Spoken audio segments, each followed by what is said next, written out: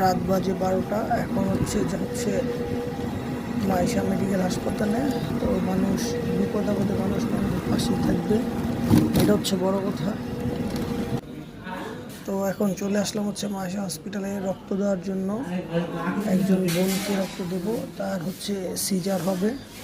তো অলরেডি আমি টেস্ট করে নিয়েছি, টেস্টের রিপোর্টটা দিয়েছি এবং হচ্ছে ব্লাড কালেকশনের জন্য আমাকে অপেক্ষা করতে বলছে ওয়েটিং রুমে। তো অপেক্ষা করছি। এখন চেহারা খুবই ভয়ানক হয়ে গেছে, ঘুম থেকে উঠে আসলাম।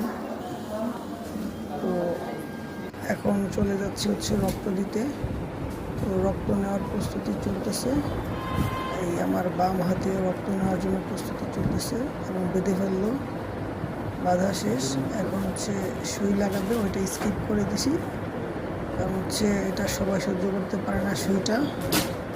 তো দেখি কিভাবে করা যায়, আপনাদের না দেখাই।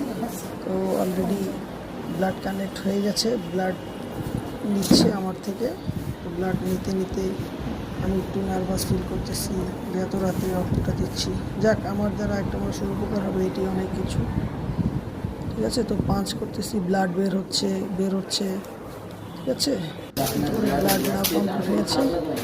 তো আশা করি সবাই দোয়া করবেন আমার জন্য।